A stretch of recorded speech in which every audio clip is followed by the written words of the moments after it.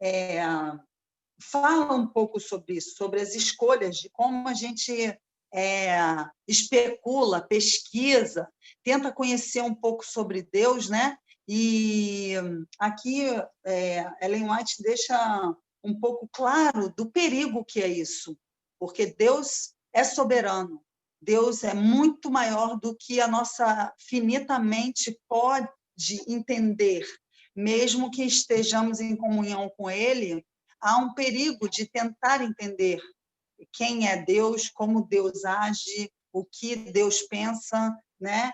E aí eu separei aqui alguns tópicos muito importantes, sublinhei porque mesmo falando não dá a clareza que o texto nos explica. Então eu gostaria de ler realmente essa parte toda que eu marquei aqui. O perigo do conhecimento especulativo, né? Vamos começar. Muitos tentam julgar o Criador e suas obras mediante o imperfeito conhecimento que possuem da ciência. Esforçam-se por determinar a natureza e os atributos e as prerrogativas de Deus e condescendem com teorias especulativas, cedem a teorias especulativas com relação ao Senhor Deus, o infinito. Suas pesquisas não produzirão resultados de valor, só podendo ser prosseguidas com perigo para a alma. Então, essa pesquisa vai nos trazer um perigo para a alma, porque Deus não é questionável, ele não é passível de pesquisas, a nossa mente tão finita, pecadora, para entendê-lo. Nossos primeiros pais foram induzidos ao pecado mediante a condescendência com o desejo de conhecimento que lhes fora vedado por Deus. Então, o que é vedado a nós não nos cabe pesquisar, porque aqui está falando que Adão e Eva tentaram ter esse conhecimento de Deus e pecaram nesse quesito. Procurando adquirir esse conhecimento, perderam tudo quanto valia a pena possuir-se. Se Adão e Eva nunca houvessem tocado a árvore proibida, Deus lhe haveria comunicado conhecimento sobre o qual não haveria pousado qualquer maldição de pecado. Então, se eles não tivessem escutado a voz da serpente, que era Satanás, de que vai ali na árvore e come desse fruto e tal, se não tivesse cedido a essa tentação, Deus haveria comunicado um conhecimento sobre o qual não haveria pousado qualquer maldição de pecado. Então, eles obteriam o conhecimento, mas o conhecimento divino, entendeu? Então, eles procuraram esse conhecimento através de outros meios, né? E não de Deus. Esse conhecimento que Deus traria lhes haveria trazido perpétua alegria. Tudo quanto eles obtiveram por dar ouvidos ao tentador foi o relacionarem-se com a ciência do pecado e seus resultados. Por sua desobediência, a humanidade foi afastada de Deus e a terra separada do céu. Ora, né? Que coisa! A terra foi separada do céu porque eles entraram numa desobediência de tentar descobrir algo vedado a eles. Apliquemos a nós esta lição. O campo a que Satanás levou nossos primeiros pais é o mesmo a que ele está hoje em dia seduzindo os homens. Está inundando o mundo de aprazíveis fábulas. Por todos os meios ao seu alcance, tenta os homens a especular com relação a Deus. Busca, assim, impedi-los de obter a seu respeito aquele conhecimento que é a salvação. Ensinos espiritualistas que minam a fé em Deus e em sua palavra estão atualmente penetrando as instituições educativas e as igrejas por toda parte. Então, nós temos que tomar cuidado, porque ensinos espiritualistas estão entrando dentro das escolas e dentro da igreja. A teoria de que Deus é uma essência que penetra toda a natureza é aceita por muitos que professam crer nas Escrituras, mas se bem que revistas de belas roubagens, essa teoria é perigosíssima. Não, é perigosíssimo engano. Ela representa falsamente a Deus, sendo uma desonra para a sua grandeza e majestade, e tende, por certo, não somente a extraviar, como a rebaixar os homens. Então, interessante, porque eu tenho visto muitas pessoas, assim, não da igreja, de fora, abraçam árvores, né? Você tem um contato com a árvore, que ali o divino, a terra, o panteísmo, né? Acreditar que Deus está nas coisas da natureza, Ele é o criador da natureza, e Ele não está na natureza ali, presente como forma dentro de uma árvore. Outro dia, eu vi uma postagem também no Instagram, até uma conhecida minha, espiritualista, e usa cristais para liberar energia, para tirar essas coisas de chakras, né? Não sei se vocês já ouviram falar isso. Então, quer dizer, está buscando, o ser humano tem uma necessidade de conhecimento de Deus, de conhecer a Deus, que está no DNA nosso. Isso existe dentro de nós. Existem pesquisas até falando sobre isso, que o DNA, eu vi uma pesquisa outro dia falando que dentro do nosso DNA tem a palavra Deus escrito. Não Deus porque é o nome de Deus, né, escrito no nosso código genético, entendeu? Então, assim, nós temos essa necessidade dentro de nós, implantada dentro de nós. Deus colocou isso dentro de nós, porque ao Deus colocar o sopro dentro de nós, ele se esvazia e se coloca dentro de nós. Então, nós temos essa necessidade. E aí a gente, às vezes, né, quando não tem o conhecimento verdadeiro de Deus, começa a entrar nessas fábulas que aqui o livro está falando, né? As fábulas de cristais, as fábulas de tocar na árvore, de conversar com a planta. A gente pode até brincar e falar com amor, né? Por amor à natureza, mas não acreditando que ela está ali escutando e que, de alguma forma, a gente está utilizando ali a presença, né, de Deus naquele ser ou naquele objeto, não é? Devido ao pecado, nossa condição não é natural e deve ser sobrenatural o poder que nos restaura. Do contrário, não tem valor.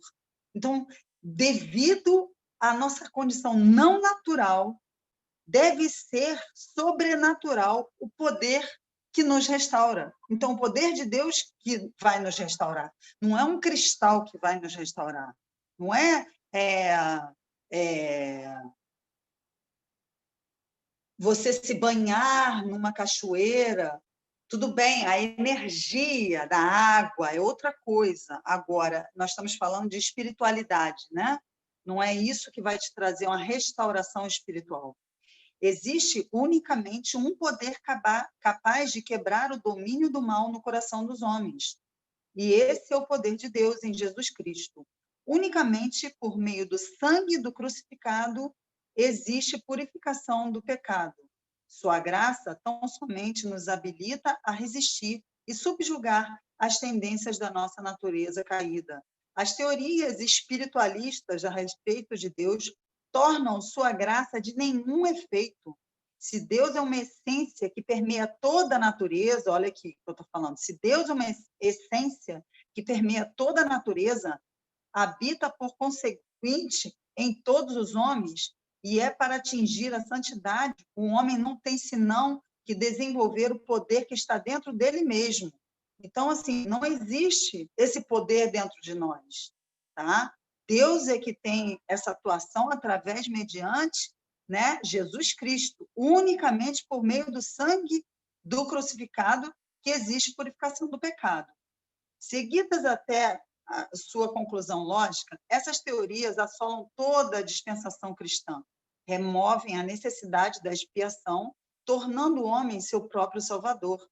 Essas teorias acerca de Deus fazem de nenhum efeito a sua palavra, e os que as aceitam estão em maior risco de vir, afinal, a considerar a Bíblia inteira como uma ficção. Podem considerar a virtude como superior ao vício, havendo, porém, excluído a Deus de sua devida posição de soberania. Põe sua confiança no poder humano, o qual, sem Deus, é destituído de valor. A vontade humana desajudada não tem nenhum poder real para resistir ao mal e vencê-lo. Então, a vontade humana desajudada, sem a ajuda de Deus, não tem nenhum poder real para resistir ao mal. As defesas da alma acham-se derribadas. O homem não tem barreira contra o pecado. Uma vez rejeitadas as restrições da palavra de Deus e de seu espírito, não sabemos a que profundezas uma pessoa pode emergir. Nenhuma mente humana pode compreender a Deus. O onisciente está acima da discussão. Que coisa impressionante, né? E as criaturas humanas não se devem intrometer nos segredos do Altíssimo. Outro texto aqui, mais embaixo. A inspiração divina faz muitas perguntas que o mais profundo erudito não sabe responder. Essas perguntas não foram feitas para que as respondêssemos, não são perguntas para que nós saibamos a resposta, olha só, mas para chamar a nossa atenção para os profundos mistérios de Deus e ensinar-nos a limitação da nossa sabedoria, para discernir entre a sabedoria de Deus e a nossa sabedoria, mostrar a distância que temos dessa sabedoria tão grandiosa que é de Deus. No que nos rodeia na vida diária, existem muitas coisas além da compreensão de seres finitos. Tanto na divina revelação como na natureza, ele deixou mistérios a fim de reclamar a nossa fé. Então, tudo isso, Deus deixou alguns mistérios para nós para reclamar a nossa fé. E aí, vamos lá, o que é, né? A fé. Hebreus 11:1. Como é que é? Ora, a fé é a certeza de coisas que se esperam e a convicção de fatos que não se veem. Pois pela fé os antigos obtiveram bom testemunho. Pela fé entendemos que foi o universo formado pela palavra de Deus, de maneira que o visível veio a existir das coisas que não podem ser vistas. Então, nós temos que crer com essa fé, né? Na certeza das coisas que não vemos. Nós não vemos a Deus, mas sabemos que Ele existe. Sabemos que Ele é o Todo-Poderoso, é soberano.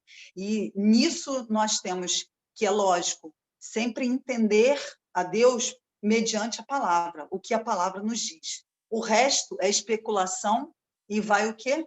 Fazer com que a gente acabe caindo em alguma cilada, alguma teia do inimigo para a nossa perdição. Amém, irmãos? Amém, doutora. Amém. E hoje nós encontramos isso em tudo que é canto, viu? Esse capítulo, deixa eu pegar aqui, olha aqui nessa parte aqui, ó. Se Adão e Eva nunca houvessem tocado a árvore proibida, Deus lhe haveria comunicado conhecimento sobre o qual não haveria pousado qualquer maldição de pecado, conhecimento que lhes haveria trazido perpétua alegria. Então, nós sabemos que o pecado começou através do apetite, né? Nós temos isso, inclusive, dentro do livro Conselhos sobre Regime Alimentar, tem um capítulo somente explicando as tentações de Jesus. As 3 primeiras tentações são as tentações que todo ser humano passa, porque é um plano do inimigo, onde ele entendeu que pela alimentação ele pode desvirtuar nossa mente. Então, a primeira tentação de Jesus lá no deserto, qual foi? Transforme essas pedras em pães, né? Para que ele estava ali 40 dias no deserto, né? Com fome, sede, e aí ele responde com a palavra, né? Nem só de pão viverá o homem, mas de toda a palavra que sai da boca de Deus. E ali depois, a segunda tentação foi o quê? A presunção, né? te joga daqui abaixo que os anjos do Senhor, né, te livrarão. Eles precisam te livrar. Isso já era ciente da parte de Satanás também, que ele livraria o Filho de Deus, que não era aquele momento. Então, Jesus também responde, né, com a palavra. E a terceira tentação foi o amor ao mundo, né? Se prostrado me adorares, tudo isso te darei, né? Então, assim, essas três tentações foram as três tentações, podemos dizer assim, as masters, sabe? Que dessas três derivam todas as demais tentações que nós somos assolados. Então, eu tenho um texto aqui do Espírito de Profecia também, Temperança, página 12, que eu gostaria de falar com vocês. Olha só, início da intemperança. Olha o plano de Satanás e como Deus é misericordioso de deixar esse plano aqui para nós registrado, para que a gente entendesse como que Satanás trabalha na nossa vida. Satanás reuniu os anjos caídos a fim de inventar algum meio de fazer o máximo de mal possível à família humana. Foi apresentada proposta sobre proposta, e Satanás mesmo imaginou um plano. Ele tomaria o fruto da vide, também o trigo e outras coisas mais dadas como alimento por Deus, e convertê-los-ia em veneno. Assim, que arruinariam as faculdades físicas, mentais e morais do homem. Dominariam de tal maneira os sentidos do homem que teria ele, Satanás, inteiro controle sobre eles. Então, qual é o plano dele? Ele se reuniu com os inimigos, né, com os anjos subordinados a ele. E como a gente saberia que isso houve, né? Só pela revelação do Senhor. Se reuniu, decidiu o que ele ia fazer, ele imaginou qual plano, que ele contaminaria o homem, né? Convertendo o alimento em veneno, e a gente vê os venenos hoje aí, né? Nós sabemos os venenos, e ele conseguiria, assim, arruinar as faculdades físicas, mentais e morais do homem. Teria, então, sobre o homem inteiro controle. Então, é fato, não tem como questionar que Satanás, e aí vem com a tentação em Jesus, sendo a primeira o apetite, entendeu? E sendo em Adão e Eva. E aí a gente vê, né? Vários aí, Esaú, vê a tentação também que Daniel teve e que sobrepujou, conseguiu superar, entendeu? Então, assim, nós temos vários que caíram. No livro Conselho sobre Regime Alimentar, fala sobre o povo antediluviano, que eles ali já estavam comendo carne e que a sua destruição foi baseada na glutonaria, entendeu? Então, os seus pecados foram baseados na glutonaria. Então, Deus teve que intervir pela maldade que sobrepujou a própria condescendência de Deus, a própria bondade de Deus sobrepujou, e aí Deus teve que exterminar aquele povo. E ali ele salva, né? Noé, coloca dentro da arca. E aí, irmãos, interessante que uma vez eu pregando sobre isso, um rapaz questionou que Noé foi fazer um cálculo, sabe? Uma coisa... Como é que o inimigo dá pensamentos ilógicos para a gente, só para a gente poder se desculpar dos nossos atos. E aí ele foi e falou, depois com uma outra conhecida, que é grande a história, mas chegou em mim a história. Ele ouviu minha pregação e depois no escritório, eu trabalhei no Hospital Silvestre, no Rio de Janeiro, e no escritório ele comentou que ele tinha feito o cálculo que Noé tinha comido não sei quantos animais na época dentro da arca. Eu falei, aí chegou em mim essa informação que ele tinha feito cálculo, que tantos animais ele tinha comido, que não sei o que e tal, e que tinham sobrado tantos, por tantos dias que ele ficou dentro da arca.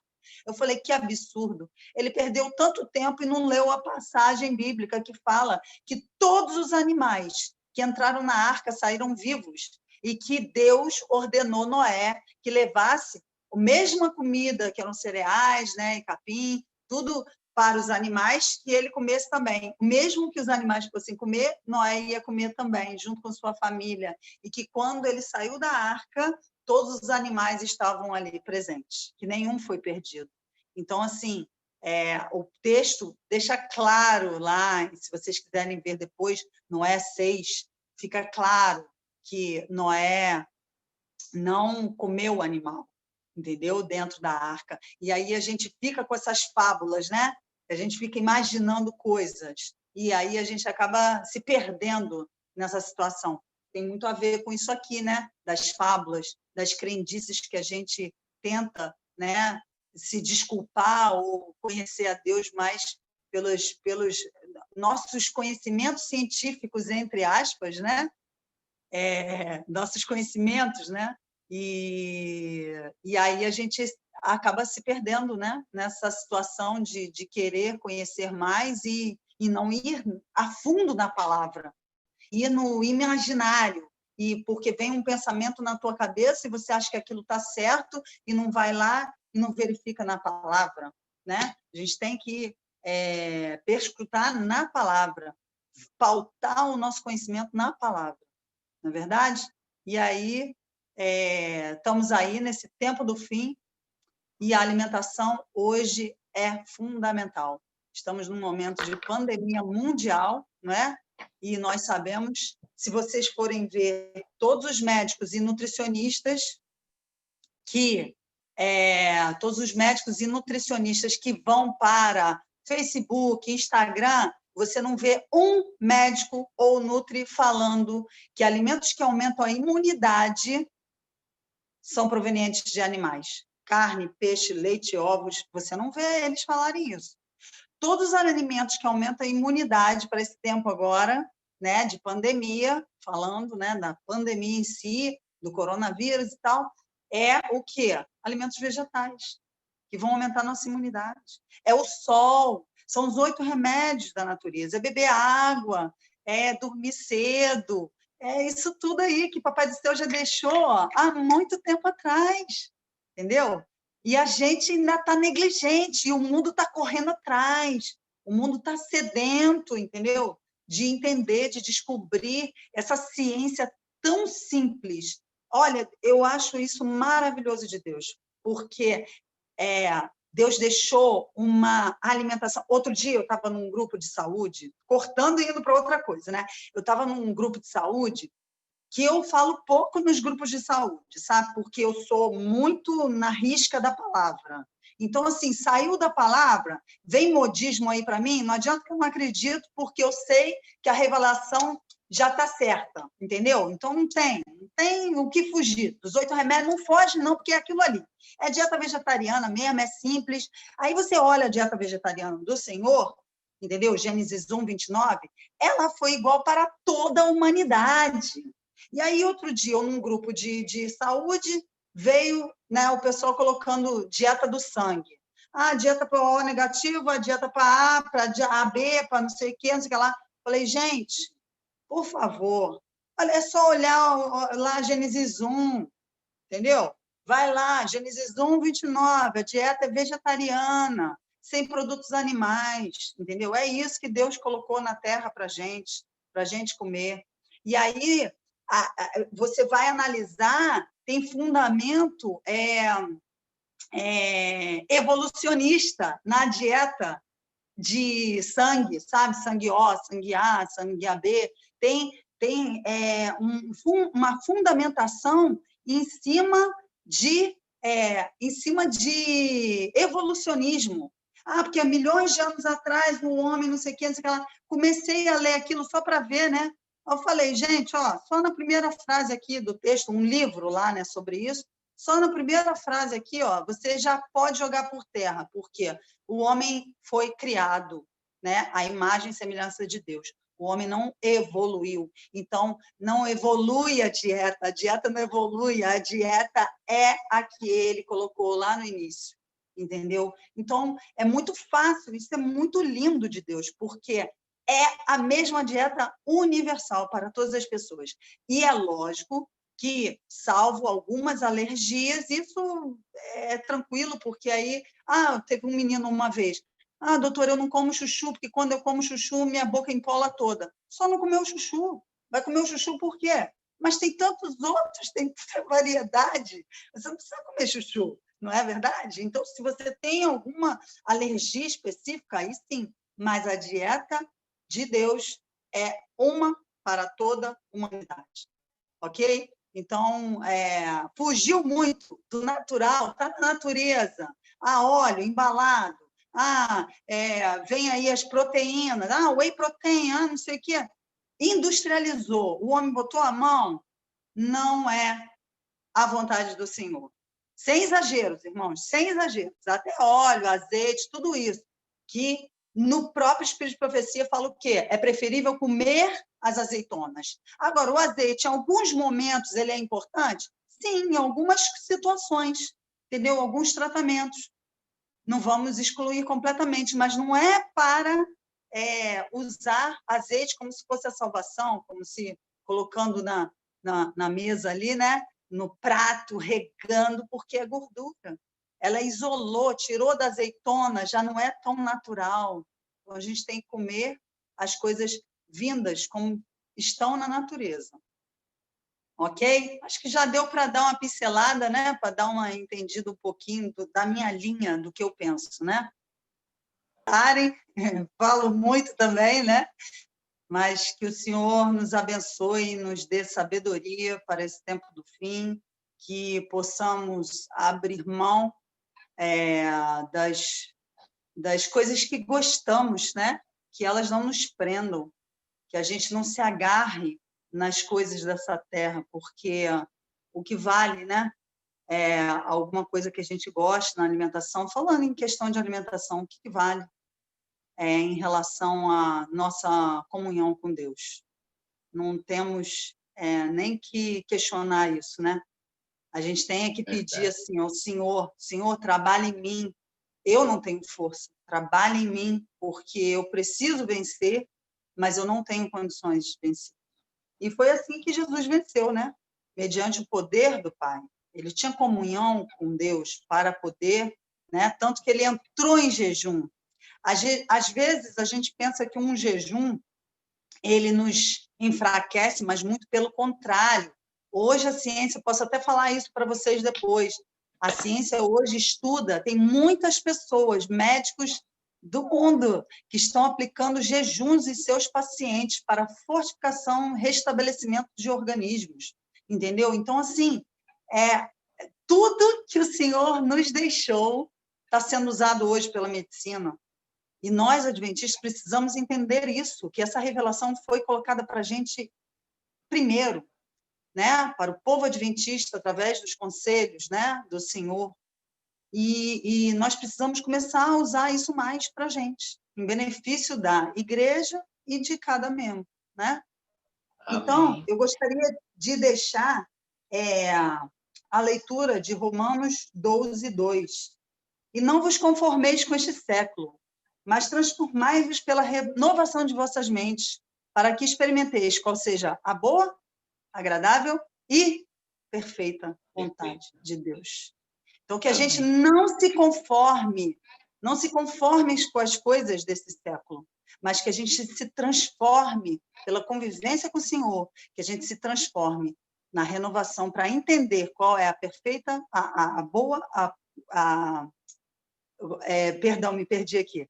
Qual é a boa, agradável e perfeita vontade do Senhor para nós. Amém? Amém. Amém. A senhora fecha com oração. Vamos lá. Santíssimo Deus, eterno Pai que estás nos céus, obrigada, Senhor, por outra oportunidade este dia. O dia já clareia agora, Senhor, e nós estivemos aqui na tua santa presença e te rogamos, Senhor, que o Senhor continue conosco durante todo esse dia e todos os dias de nossas vidas, Senhor. Vem estar com esse grupo seleto, esse grupo maravilhoso que tem a disposição, a boa vontade, Senhor, de acordar a essas horas da madrugada e estar em comunhão contigo. Assim como Cristo acordava Essas pessoas estão aqui acordando para ouvir a tua voz, Senhor, para entender a tua vontade e cumpri-la no dia a dia. Isso é maravilhoso, Senhor. E nós te rogamos que o Senhor se derrame através do teu Santo Espírito, Senhor, sobre essas pessoas. Que o Senhor se derrame sobre nós, porque nós necessitamos, Senhor. Nesse tempo do fim, Senhor, nós precisamos muito do teu poder, da tua unção, da tua sabedoria, Senhor, da tua força, da tua coragem. O Senhor não quer homens medrosos, o Senhor quer homens corajosos nesse tempo do fim. E que tenhamos coragem, Senhor, de defender, de levantar a sua bandeira, de defender, Senhor, a Cristo Jesus como nosso único e verdadeiro mediador, salvador, Senhor, nessa terra. E que nós não fiquemos sendo jogados de um lado para o outro, como de doutrinas vãs que venham falar a nós, mas que sempre baseemos o nosso conhecimento de Ti na Tua palavra, Senhor. Mediante a comunhão contigo, nós queremos Te pedir que o Senhor nos proteja de qualquer mal, Senhor, dessa terra, que o inimigo não tenha poder sobre nossas vidas, sobre nossas famílias. Senhor, nós queremos Te rogar que o Senhor esteja. Não sei quais são as pessoas que estão com problema aqui nesse grupo, Senhor, mas esteja com cada dificuldade, com cada necessidade. Se tem desempregado, Senhor, que o Senhor cuide de cada um. Se tem pessoas doentes, que o Senhor abra a mente, Senhor, para que eles possam ter força espiritual para cuidar da sua saúde como deve. Nosso corpo é o templo do Espírito Santo e nós precisamos preservar esse corpo, Senhor, para que quando o Senhor vier, nós tenhamos realmente um corpo saudável. É lógico, vai ser transformado na medida porque nós somos pecadores, mas nós temos que preservá-lo agora que temos nas mãos esse poder de cuidar da nossa boca, de cuidar dos nossos olhos, de cuidar dos nossos ouvidos, Senhor. Nós precisamos guardar as avenidas da nossa alma, para que possamos preservar a nossa alma, Senhor, preservar a nossa mente na comunhão contigo. Te agradecemos imensamente por esses momentos e entregamos mais uma vez a nossa vida e a nossa família em tuas mãos, Senhor. Te agradecemos em nome de Jesus. Amém, ó Deus. Amém. Amém. Doutora, receba um abraço carinhoso desse grupo.